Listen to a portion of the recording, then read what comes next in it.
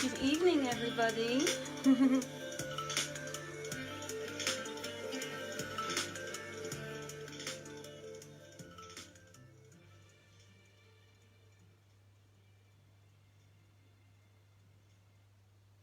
Good evening. Let me see if I can adjust that a little bit.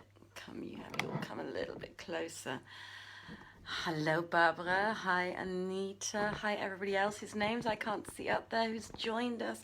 It's so lovely to have you with us on this bright, actually it's not bright, is it? It's rather a nasty, cold and rainy day in Vienna. I went out in the morning in a bit of a dress and some boots at least and a jacket, thinking, oh, this will do, at least the dress has long arms. And then I came out of a meeting that I had to go to, and look who's come to say hello. It's become his thing now. He goes, okay, I want my 15 minutes of fame. My name's Georgie, I'm 6 years old.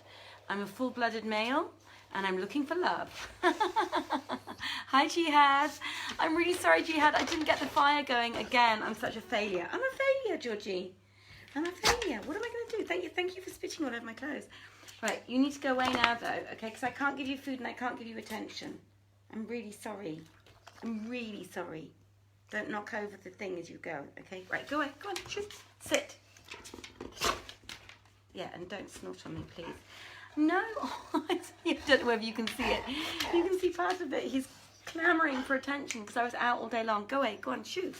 So, we are on. I hope you've all had a really beautiful day despite the weather in Austria. Wherever you are in the world, I hope your day has been okay and you've managed to do some, watch out Georgie, you're going to knock my tripod and then I'm going to get upset. I hope you've all managed to do useful things and make your day something positive. So without further ado, we are on the 39th night and my husband told me when I asked him, oh, see what I mean? Georgie, now stop it, because you're being annoying now, and I'm going to have to put you away if you're not careful. Right, go away. Go on, shoo. Shoo. You're normally not interested, so shoo. You've suddenly become interested in your 15 minutes of fame. Oh, we've got to have a little lampshade in there. Very sorry, everybody. Right, go on. Poo off. Go on, shoo. So, I was going to say, so my husband told me, and if I remember the amount correctly, it is 968 nights left to go after this one. I think that was right. Something like that. Anyway, so, everybody, without, the doglet has gone. He's turned his back on me. He's like, how dare you treat me in this manner, you shameful woman, you. Right, without further ado, let me just do this. There we go. I still look okay, quite close up. Not too dodgy. Right, ladies and gentlemen, we are now on the 39th night, and it was so lovely to hear yesterday that Nur al-Din and his love seemed to end up with a happy life. That was such a relief, because I tell you what, I was gunning for those guys. Weren't we all gunning for them? Well, I certainly was, and I'm really happy that they got it together in the end. So now, however, we are on a new set of tales in our 1001 Arabian Nights, and it is the tale, if you remember, Saman began it yesterday, and then Scheherazade suddenly deemed that she needed to keep the interest of her king and stopped the tale just as it was about to maybe get interesting. It's a little bit saucy tonight, so you're going to enjoy this one, I think, very much. I shall try not to blush in the bits. And it was the tale, if you remember yesterday, for those of you who don't know, quick recap, it was the tale of Ghanim bin Ayub, the distraught, the thrall of love. And he is a young man who has a sister and who is a damsel unique in beauty and loveliness. And they have come into an awful lot of money because their daddy has died. And at that moment, when we found out that Ghanim bin Ayub and his sister was called Fitna, okay? So at that point, when we found all that out, Scheherazade perceived it was the dawn of day, and ceased to say her permitted say, and now we are on the 39th night. Shahrazad said, "It has reached me, O auspicious king, that the merchant left his 2 children abundant wealth, and amongst other things 100 loads of silks and brocades, musk pods, and mother o' pearl, and there was written on every bale, 'This is of the packages intended for Baghdad,' it having been his purpose to make the journey thither when Almighty Allah took him to himself, which was in the time of the Caliph Harun al-Rashid. After a while, his son took the loads and, bidding farewell to his mother and kindred and townsfolk, went forth with a company of merchants, putting his trust in Allah Almighty, who decreed him safety, so that he arrived without let or stay at Baghdad. There he hired for himself a fair dwelling house, which he furnished with carpets and cushions, curtains and hangings, and therein stored his bales and stabled his mules and camels, after which he abode a while, resting. Presently the merchants and notables of Baghdad came and saluted him, after which he took a bundle containing 10 pieces of costly stuffs, with the price written on them, and carried it to the merchants' bazaar, where they welcomed and saluted him, and showed him all honour, and making him dismount from his beast, seated him in the shop of the syndic of the market, to whom he delivered the package. He opened it, and drawing out the pieces of stuff, sold them for him at a profit of 2 dinars on every dinar of prime cost. At this, Ghanim rejoiced, and kept selling his silks and stuffs one after another, and ceased not to do on this wise for a full year. On the first day of the following year, he went, as was his wont, to the exchange which was in the bazaar, but found the gate shut, and inquiring the reason was told, "One of the merchants is dead, and all the others have gone to follow his bier, and why shouldst thou not win the meed of good deeds by walking with them?" He replied, "Yes," and asked for the quarter where the funeral was taking place, and one directed him thereto. So he purified himself by the wudu ablution, and repaired with the other merchants to the oratory, where they prayed over the dead. Then walked before the bier to the burial place, and Ghanim, who was a bashful man, followed them, being ashamed to leave them. They presently issued from the city, and passed through the tombs until they reached the grave, where they found that the deceased's kith and kin had pitched a tent over the tomb, and had brought thither lamps and wax candles. So they buried the body, and sat down while the readers read out and recited the Quran over the grave, and Ghanim sat with them, being overcome with bashfulness, and saying to himself, "I cannot well go away till they do."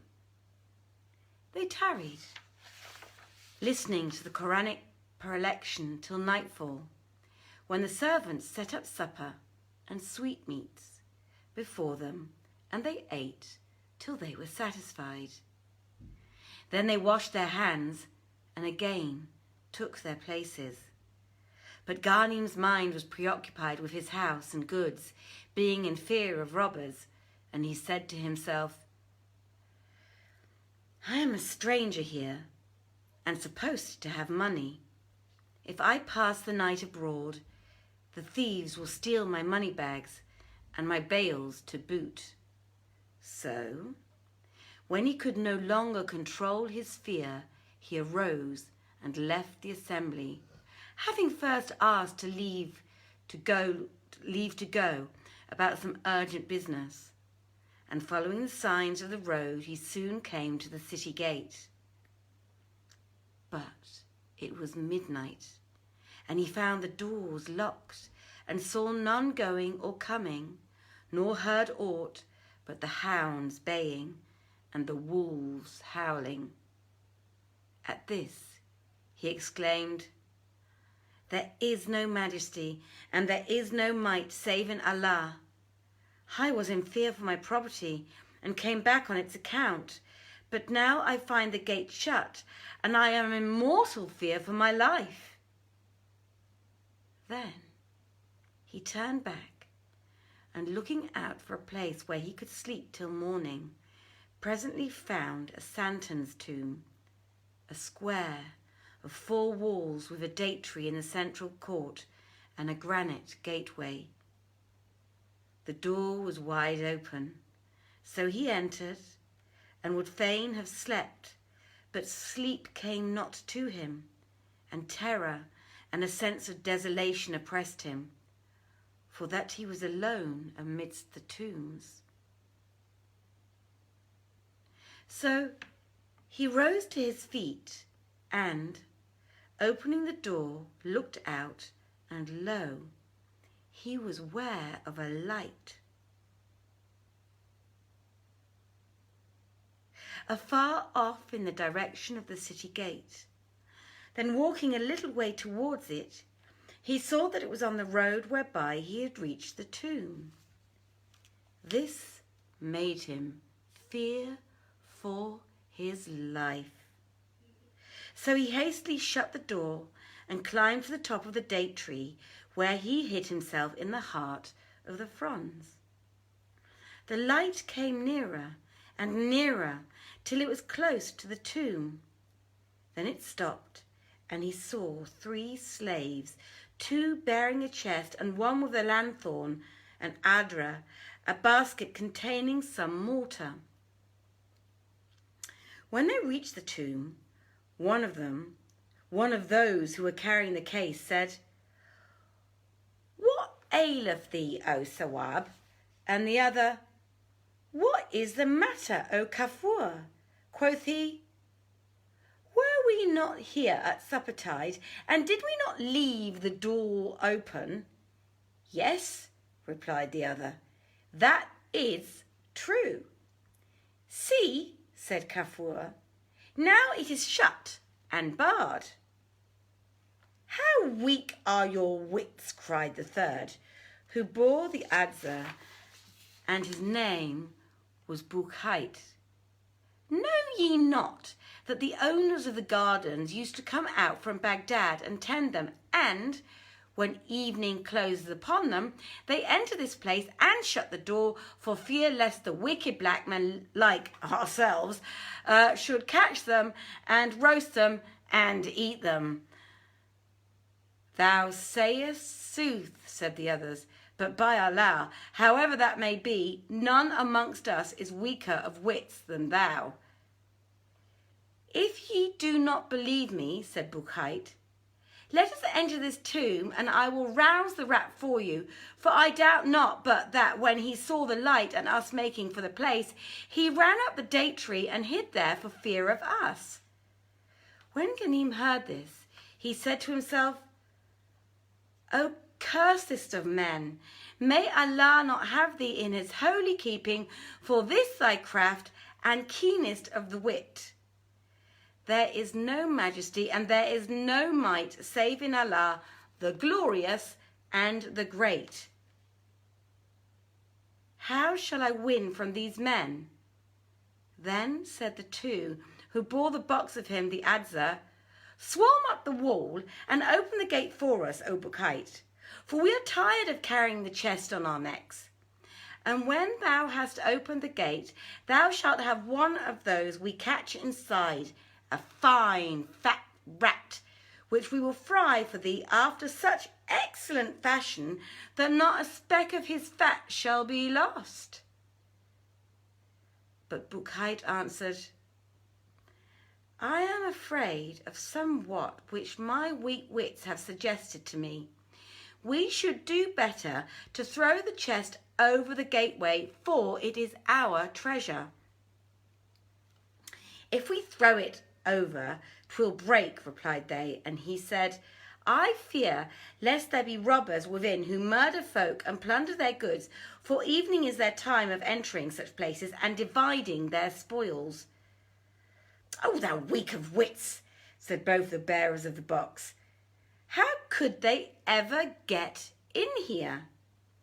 Then they sat down the chest and, climbing over the wall, dropped inside and opened the gate, whilst the third slave, he that was called Buchheit, stood by them, holding the adze, the lanthorn, and the handbasket containing the mortar.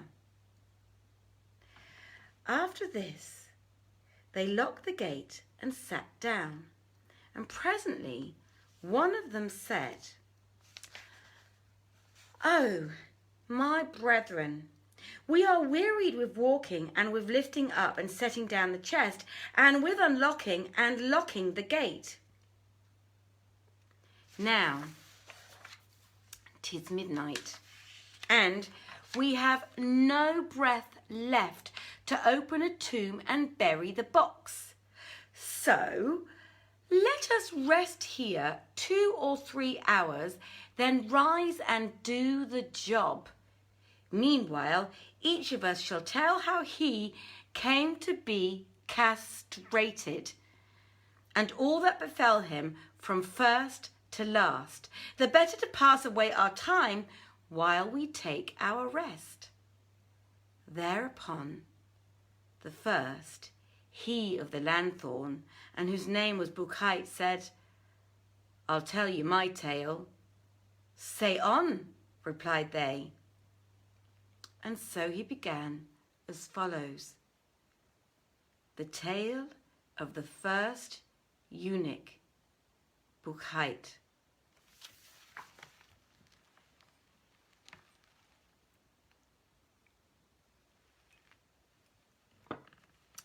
Know, O my brothers, that when I was a little one, some 5 years old, I was taken from home, from my native country, by a slave driver, who sold me to a certain apparitor. My purchaser had a daughter 3 years old, with whom I was brought up. And they used to make mock of me, letting me play with her and dance for her and sing to her, till I reached the age of 12, and she that of 10. Even then did they not forbid me on seeing her. One day, when she was older, I went into her and found her sitting on an inner room, and she looked as if she had just come out of the bath, which was in the house. For she was scented with essences and reek of aromatic woods, and her face shone like the circle of the moon on the 14th night. She began to sport with me, and I with her. Now, I had just reached the age beyond puberty, so my prickle stood at point, as it were a huge key. Then she threw me on my back, and mounting a straddle on my breast, fell a wriggling and a bucking upon me till she had uncovered my yard.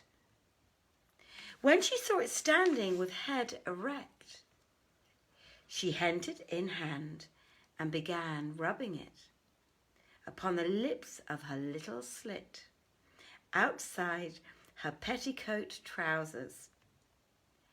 Thereat, hot lust stirred in me, and I threw my arms around her, while she wound hers around my neck and hugged me with her all might. Before I knew what I did, my pizzle split up her trousers and entered her slit and did away her maidenhead. When I saw this, I ran off and took refuge with one of my comrades. Presently, her mother came in to her, and seeing her in this case, fainted clean away. However, she managed the matter advisedly and hid it from the girl's father out of goodwill to me. Nor did they cease to call to me and coax me till they took me from where I was. After 2 months had passed by, her mother married her to a young man, a barber, who used to shave her papa, and portioned and fitted her out of her own moneys, whilst the father knew nothing of what had passed. On the night of consummation, they cut the throat of a pigeon poult and sprinkled the blood on her shift. After a while, they seized me unawares and gelded me, and when they brought her to her bridegroom, they made me her aga, her eunuch, to walk before her wheresoever she went, whether to the bath or to her father's house. I abode with her a long time, enjoying her beauty and her loveliness by way of kissing and clipping and coupling with her, till she died, and her husband and mother and father died also. When they seized me for the royal treasury as being the property of an interstate, and I found my way hither, where I came upon your comrade. This then, O brethren, is the cause of my cullions being cut off, and peace be with you.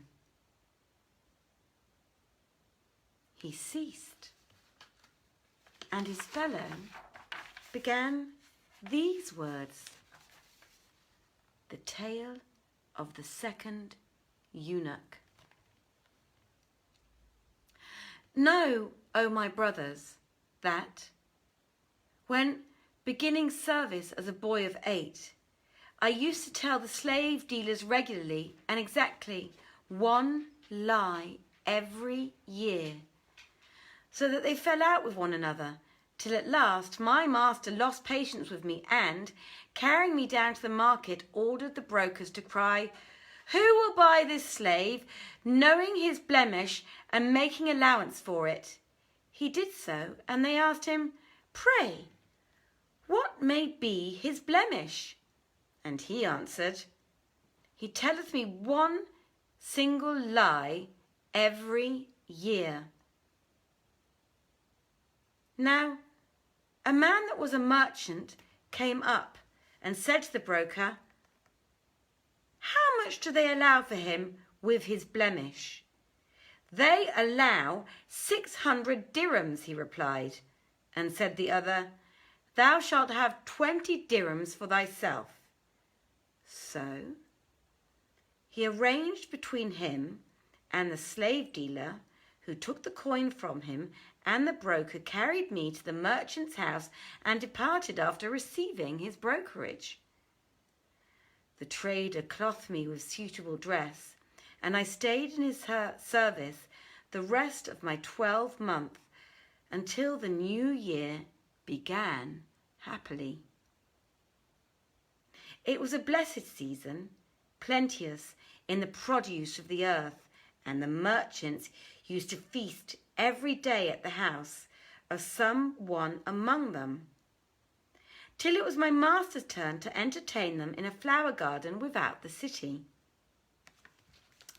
So he and the other merchants went to the garden, taking with them all that they required of provaunt and else beside, and sat eating and carousing and drinking till midday, when my master, having need of some matter from his home, said to me, O slave, mount the she-mule, hie thee to the house, and bring from thy mistress such and such a thing, and return quickly. I obeyed his bidding and started for the house, but as I drew near it, I began to cry out and shed tears, whereupon all the people of the quarter collected, great and small, and my master's wife and daughters, hearing the noise I was making, opened the door and asked me what was the matter. Said I, my master was sitting with his friends beneath an old wall, and it fell on one of them, and then all of them. And when I saw what had happened to them, I mounted the mule and came hither in haste to tell you. When my master's daughters and wife heard this, they screamed and rent their raiment and beat their faces, whilst the neighbours came around them. Then the wife overturned the furniture of the house, one thing upon another, and tore down the shelves and broke the windows and the lattices and smeared the walls with mud and indigo, saying to me, Woe to thee, O Kafar! Come, help me tear down these cupboards and break up these vessels and this chinaware and the rest of it. So I went to her and aided her to smash all the shelves in the house with whatever stood upon them. After which I went around terrace roofs and every part of the place, spoiling all I could and leaving no china in the house unbroken, till I had laid waste the whole, crying out the while, Well away, my master! Then my mistress fared forth, bared face, wearing a headkerchief and naught else, and her daughters and the children sallied out with her, and said to me, O Kafar, go thou before us, and show us the place where thy master lieth dead, that we may take him from under the fallen wall, and lay him on a bier, and bear him to the house, and give him a fine funeral. So I went forth before them, crying out, Alack, my master! And they after me, with faces and heads bare, all shrieking, Alas! Alas for the man! Now there remained none in the quarter, neither man, nor woman, nor epicene, nor youth, nor maid, nor child, nor old trot, but went with us, smiting their faces and weeping bitterly, and I led them leisurely through the whole city. The folk asked them what was the matter, whereupon they told them what they had heard from me, and all exclaimed, There is no majesty and there is no might save in Allah. Then said one of them, He was a personage of consequence. So let us go to the governor and tell him what hath befallen him. And when they told the governor,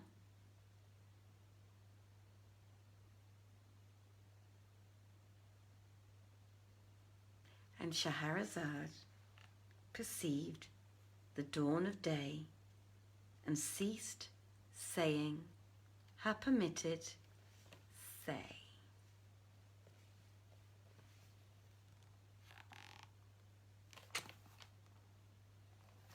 So, dear friends, that was the end of the 39th night. I hope you enjoyed it. And what time is it? What time have we got today? 22:19. A little bit of a short one today. I would have to say I'm a little bit tired, so I was kind of relieved. Hi Maggie, hi Alina, hi Tim, hi Saman.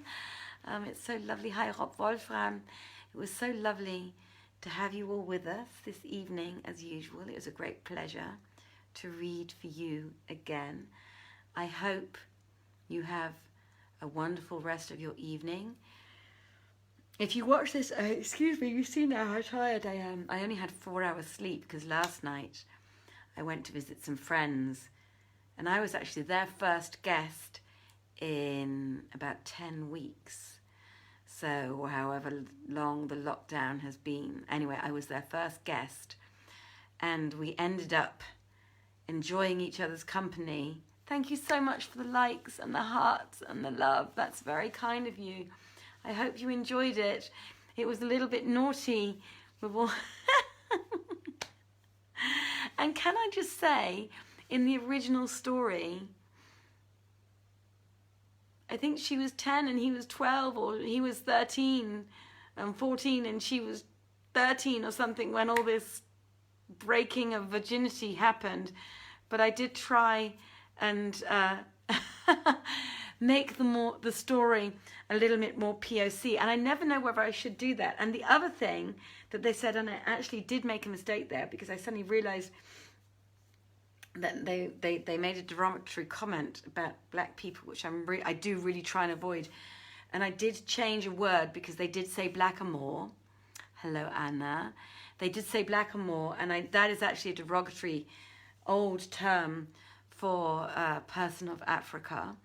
And so I changed that name too, just to man, because I felt it was inappropriate, particularly with the current things that are going on, to say words that are maybe no longer PC. I think I can take the liberty, and Saman and I have had this discussion before, of taking the liberty of trying to update some of the words so it wouldn't be offensive to people. The couple of times I forget because I get deep into the story and I forgot to cross out the word, and I just thought in my head, don't forget to change that word.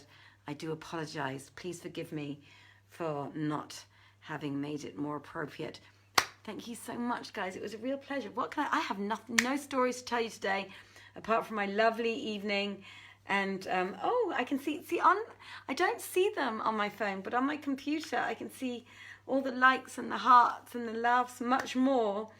Yeah, her slit, that was a funny one, wasn't it? Yeah, did you notice me blush? I could feel my cheeks rising. And I was like, oh, it's getting a little bit hot under the covers here, right?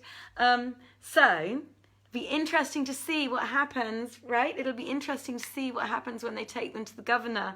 When they go to the governor tomorrow, we know this is all going to go south for a good long while.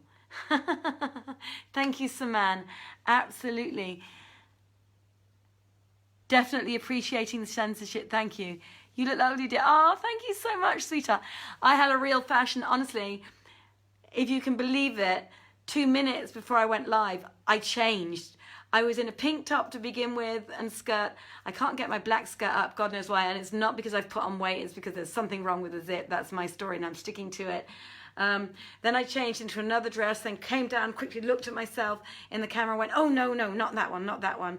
And then I changed into something else, and I was like, no, not that one. So then I ended up back in this in the end, at the end of it all, because I was trying not to wear black because I thought it was such a dark day, grey day outside today. I should wear something bonny and bright for you guys, but in the end I didn't manage it. So there we go. Guys, what can I say? You, please take care of yourselves. Saman is on tomorrow. It is a long weekend here. I know. Are you seeing the hearts, Saman? I said Saman is on tomorrow and you've got lots of hearts to that comment. So Saman is on tomorrow. We all know she always has a beautiful, beautiful voice and looks beautiful herself and reads so perfectly, and I'm sure says the names a lot more appropriate than I do. And yes, so it's a long weekend in Vienna, in Austria. After that, I don't know where else in the world. It's a long weekend. The hearts of you. I had a tough day. Don't we all get it sometimes? I don't know what it's like for you guys, but sometimes I call it my COVID depression. So I get a day where I end up being a little bit down for no particular reason other than I find it a little bit demoralizing walking in shops and seeing everyone walking around in face masks and so on. And then actually I had to go, because I have had some back problems and shoulder problems, and I had to go for a massage today. And I was lying on the massage bed. And I don't know if you know this, but normally you have like a hole where you put your face through, right? So that you can lie flat on the massage bed. And to begin with, I wasn't sure whether I should be wearing my mask or not. So of course I went in wearing my mask and so on and so forth. And then I just thought, I can't do this. I can't lie and have a massage for an hour wearing this mask on my face. And then I said to my wonderful masseuse Connie, and I'm going to tell you where to go in a minute for anyone who needs to go for massages, and they're not too expensive either, and they're really, really good. I said to Connie, do I have to wear the mask? And she said, oh no, for goodness sakes, please take the mask off. And I was so relieved because I was dying under this mask today. So it was a bit of a COVID depression day, not helped by that nasty weather. But I'm going to tell you two things. One of them is the massage parlor. That sounds really naughty, especially after that naughty story, that saucy story we had today. The massage parlor I go to is called something Riese, R-I-E-S-E-R, Massage Institute Riese, R-I-E-S-E-R. You can Google it. It's in the 7th district, more or less around the Gangros area, but behind that on, I think it's Zollergasse, or the next, no, it's not Zollergasse, I think it's the next one along. Okay, so when you don't reach Neubaugasse yet. Wonderful, wonderful people in there.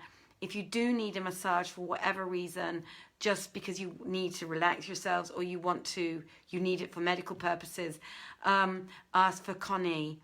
She's really the loveliest person. So that's what I can recommend. And the other thing is, for those of you who are in Vienna or anywhere in the world right now, go and support during the day your local restaurants. If you're not scared of going out, if you're not worried about being in public places and restaurants and so on, do go out and support your local restaurants. I went into somewhere today and actually I'm going to tell you where it is, because now you can go and you can visit and it's really nice. For those of you who live in Vienna, it's called Gerstner and it's opposite the Staatsoper. Okay, so it's just off the ring, opposite the Staatsoper. It's Gerstner, and normally it's absolutely packed with tourists. Because still there are a few trickling back in somehow now, and the borders have opened somewhat, so there are a few trickling in. But at the moment, otherwise there are no tourists. And I walked in there because I thought, I'm going to treat myself to a spot of lunch, and I walked in there. It's not uber cheap, but it's great for cakes and coffee and so on, and it is beautiful. You have to go up to the 2nd floor, and it is absolutely beautiful inside. It actually used to be a palace, I think. Then it was the ÖVP, so it was the Austrian People's Party's headquarters until they moved somewhere else. And it's got beautiful frescoes on the ceiling with gold paneling and all sorts. And they actually have, one of those electric pianos that plays music. It's actually a grand piano, but it's electric, so no one's actually sitting at it. It's a cost-sparing thing. So the piano's going the whole time, and that goes on in the background. It is not cheap, so unless you say, be prepared if you want, unless you want to buy a soup or something. But the cakes are fantastic. The vanilla sauce, if you go for an apple strudel or a Topfenstrudel, is to die for. It's so good, and it is stunning in there. Okay, so this is particularly for people in Vienna at the moment. This is my tip. You can go in there right now, just to see the actual beauty and it's the second floor. Remember, the first floor is nice. It's just kind of modern. They updated it. But go up in the lift to the second floor. At the moment, you probably don't need to reserve, though if you want to be sure, you can do, and it's really, really beautiful anyway. Anyway, so I'm not getting paid to do their promotion for them, but I wanted to allow you to have a good time if you are in Vienna. Guys, have a wonderful, as I've already said, and then I always get off on a tangent, don't I? Have a wonderful evening. Have a wonderful day if you are listening into this from somewhere that is not within Austria and not within the Central European time zone and about to start your day. If you're about to go to bed and this is your good night story, thank you. Mwah. You are all so lovely. Thank you. You're all so kind. Thank you for your attendance, your listening in. I hope I didn't make too many fluffs today. I'm going to finish my lovely cup of English tea with milk that I made myself before the story started. And I'm fascinated to find out what happens with the governor when they go to visit the governor tomorrow. Again, Saman's on. And the other thing, don't forget, on Tuesday, I still don't know what he's going to be reading, but Sam Madvar is going to entertain us again with one of his stories from something. But if the last one was anything to go by, it was also very, very good and very funny. So until next week, guys, have a wonderful, until next week, have a wonderful weekend, wonderful evening now, wonderful day tomorrow, wonderful long weekend for those of you who are having long weekends because it's Pfingsten. I think it's Pfingsten or something. I'm not Catholic, so I don't follow. I just know, whatever. Bye-bye, guys. Have a wonderful evening. Good night. Much love. Take care. Bye-bye.